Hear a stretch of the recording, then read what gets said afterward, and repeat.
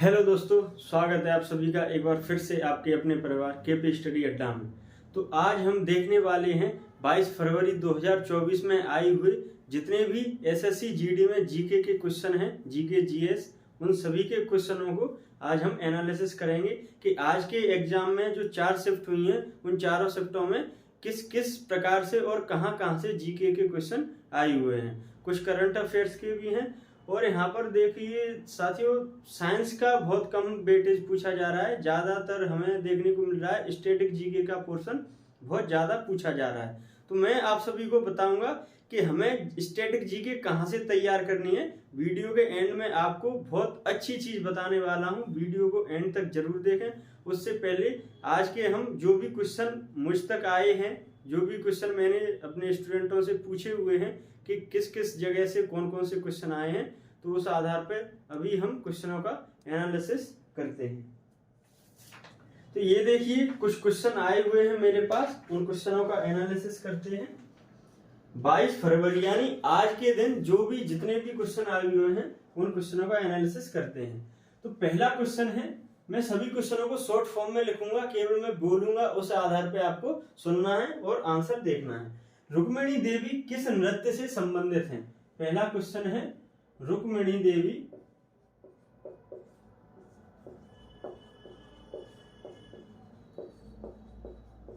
किस नृत्य से संबंधित हैं? किस नृत्य से संबंधित हैं? तो इसका आंसर है भरतनाट्यम। भरतनाट्यम। और इसी के साथ हम कुछ एक्स्ट्रा क्वेश्चन भी देख के चलेंगे इसी आधार पर, जो कि पूछे जा सकते हैं इसी से रिलेटेड। तो भरतनाट्यम से ये संबंधित है रुक्मिणी देवी। लेकिन भरतनाट्यम कहाँ का नृत्य है? तो ये तमिलनाडु का है। कहाँ का है? तमिलनाडु का है। क्योंकि जो अपने 8 शास्त्रीय नृत्य होते हैं उनमें से एक भरतनाट्यम है। तो कितने शास्त्रीय नृत्य होते हैं? तो 8 शास्त्रीय नृत्य होते हैं, उनमें से एक भरतनाट्यम है जो कि तमिलनाडु का है और रुक्मिणी देवी इससे संबंधित है। दूसरा क्वेश्चन है, महाराष्ट्र उद्योग रत्न पुरस्कार किसे मिला है? महाराष्ट्र उद्योग रत्न पुरस्कार। महाराष्ट्र उद्योग रत्न पुरस्कार किसे मिला है? महाराष्ट्र उद्योग रत्न पुरस्कार 2023 किसे मिला है? महाराष्ट्र उद्योग रत्न पुरस्कार 2023 किसे मिला है? तो ये रतन टाटा को मिला है। किसे मिला है? रतन टाटा को मिला है। ये क्वेश्चन कल भी आया था, आज ये क्वेश्चन रिपीट हुआ है। तो हमें पूरे दिन के हमें एनालिसिस देखते चलना है, क्योंकि कोई भी क्वेश्चन कभी भी रिपीट हो सकता है। तीसरा क्वेश्चन है, भारत ने अपनी मुद्रा का अवमूल्यन दूसरी बार कब किया? भारत ने दूसरी बार अपनी मुद्रा का अवमूल्यन भारत ने दूसरी बार अपनी मुद्रा का अवमूल्यन कब किया? तो यहां पर मैं बता दूं कि अवमूल्यन दूसरी बार किया था 1966 में।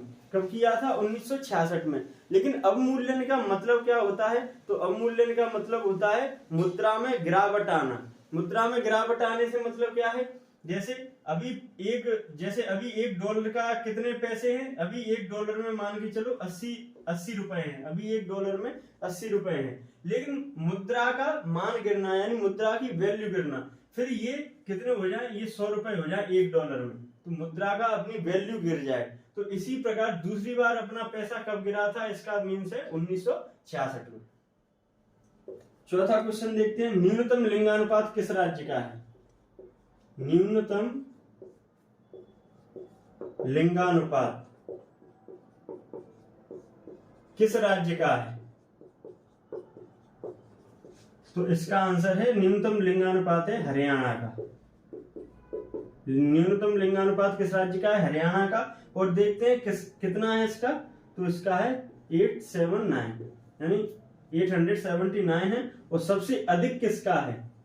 तो सबसे अधिक है केरल का। सबसे अधिक कहां का है? सबसे अधिक केरल का है। सबसे कम लिंगानुपात किसका है? हरियाणा का। फिफ्थ क्वेश्चन देखते हैं। फिफ्थ क्वेश्चन है, साइमन कमीशन कब भारत आया? साइमन कमीशन कब आया? तो इसे मैं शॉर्ट में लिख रहा हूं, पूरा क्वेश्चन है साइमन कमीशन भारत कब आया? ये आया था 1928 में। कब आया साइमन कमीशन भारत? 1928 में आया। 6th क्वेश्चन देखेंगे, हड़प्पा शहर किस नदी के किनारे है? हड़प्पा शहर किस नदी के किनारे है? तो हड़प्पा शहर है रावी नदी के किनारे। किस नदी के किनारे है? रावी नदी के किनारे।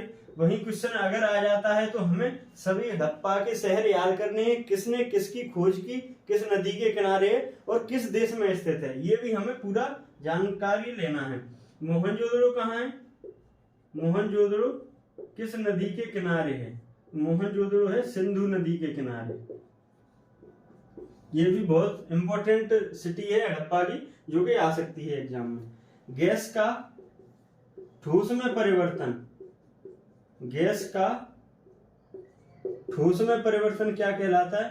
गैस का ठोस में परिवर्तन क्या कहलाता है? तो गैस का ठोस में परिवर्तन कहलाता है निक्षेपण। निक्षेपण यानी डिपोजिशन। क्या कहलाता है? डिपोजिशन कहलाता है। वही मैं कहूं कि ठोस का सीधा गैस में बदलना क्या कहलाता है? तो ठोस का गैस में बदलना कहलाता है, ठोस का गैस में, ठोस का गैस में बदलना कहलाता है ऊर्ध्वपातन। क्या कहलाता है? ऊर्ध्वपातन कहलाता है। 8वां क्वेश्चन है, अंजुम चोपड़ा, क्या क्वेश्चन है? अंजुम चोपड़ा किस खेल से संबंधित है? अंजुम चोपड़ा किस खेल से संबंधित हैं? तो इसका आंसर रहेगा क्रिकेट।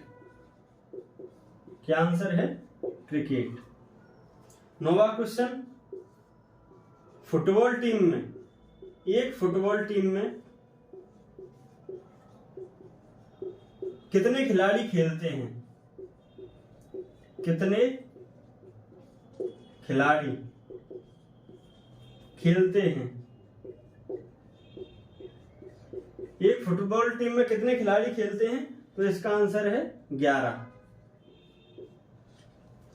अगला क्वेश्चन है, राधा श्रीधर किस नृत्य से संबंधित हैं? राधा श्रीधर किस नृत्य से संबंधित हैं? तो राधा श्रीधर संबंधित है भरतनाट्यम से। भरतनाट्यम से, भरतनाट्यम से संबंधित है। अभी भरतनाट्यम का एक और क्वेश्चन आया था, रुक्मिणी देवी किस नृत्य से संबंधित है? ये आज की सुबह वाली शिफ्ट में आया है, ये दोपहर वाली शिफ्ट में आया है। राधा श्रीधर किस नृत्य से संबंधित है? तो भरतनाट्यम से संबंधित है। अगला क्वेश्चन देखते हैं, टीपू सुल्तान मैसूर का शासक कब बना? टीपू सुल्तान मैसूर का शासक, मैसूर का शासक कब बना? तो इसका आंसर रहेगा 1782 में। 1782 में टीपू सुल्तान मैसूर का शासक बना। जब क्या चल रहे थे? जब आंग्ल मैसूर चल रहा था, द्वितीय आंग्ल मैसूर युद्ध चल रहा था, जब टीपू सुल्तान मैसूर का शासक बना। अगला क्वेश्चन है, पंडित रविशंकर का संबंध किस वाद्य यंत्र से है? पंडित रविशंकर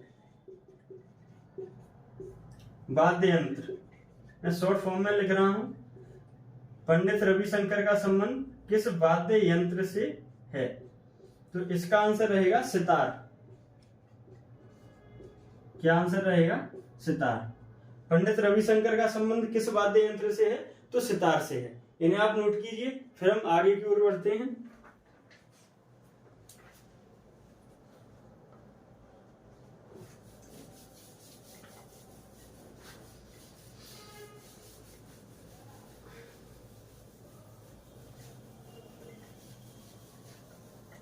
सबसे ज्यादा क्वेश्चन पूछा जा रहा है साथियों स्टैटिक जीके से।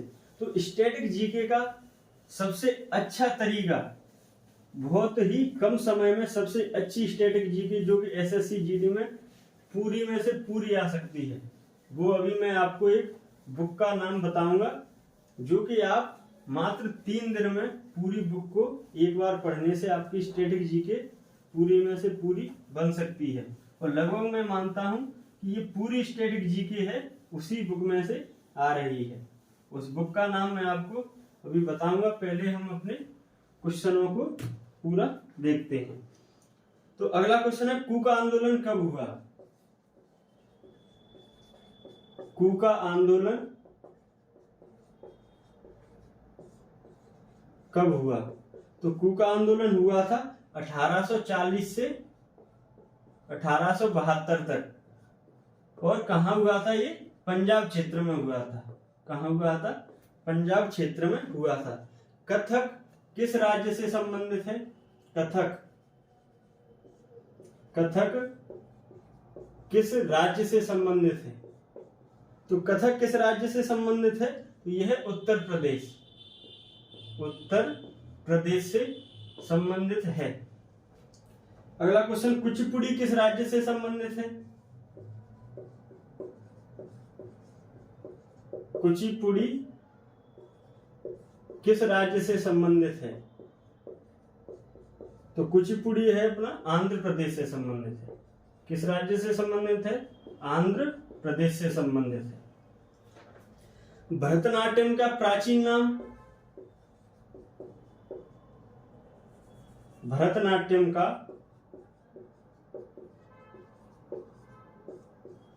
प्राचीन नाम क्या था? प्राचीन नाम क्या था? भरतनाट्यम का प्राचीन नाम था सादिर। ये बहुत ही इंपॉर्टेंट क्वेश्चन है, ये हमें देख लेना 3-4 बार रिपीट होने को दिखेगा हमारे एसएससी जीडी 2024 में। 10वीं पंचवर्षीय योजना की वृद्धि दर क्या थी?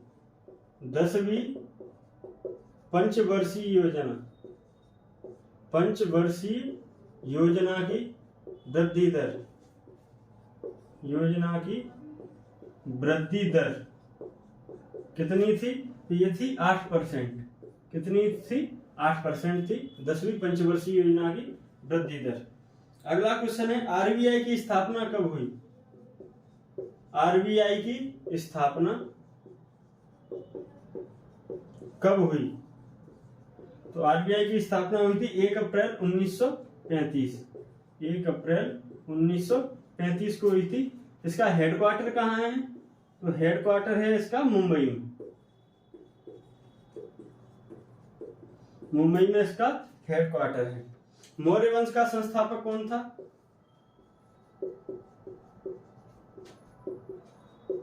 मौर्य वंश का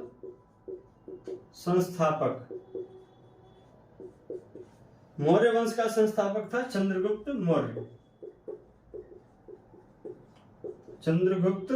मौर्य। मौर्य वंश का संस्थापक था। समय का एसआई मात्रक? समय का एसआई मात्रक क्या है? तो समय का एसआई मात्रक है सेकंड। समय का एसआई मात्रक क्या है? सेकंड। अगला क्वेश्चन है, मौलिक कर्तव्य किस अनुच्छेद में है? मौलिक कर्तव्य किस अनुच्छेद में है? मौलिक कर्तव्य किस अनुच्छेद में है?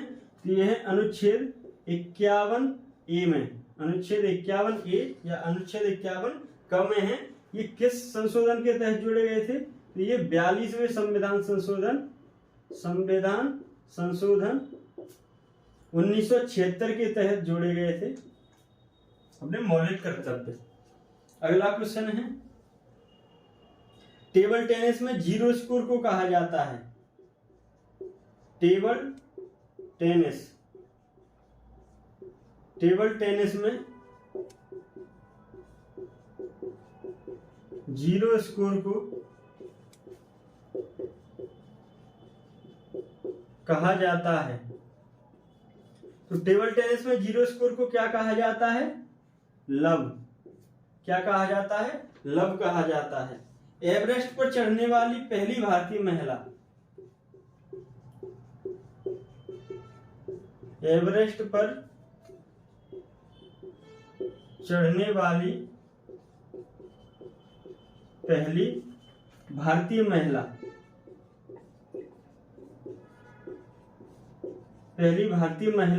कौन थी? एवरेस्ट पर चढ़ने वाली पहली भारतीय महिला थी बछेंद्री पाल। बछेंद्री पाल पहली भारतीय महिला थी जो एवरेस्ट पर चढ़ी।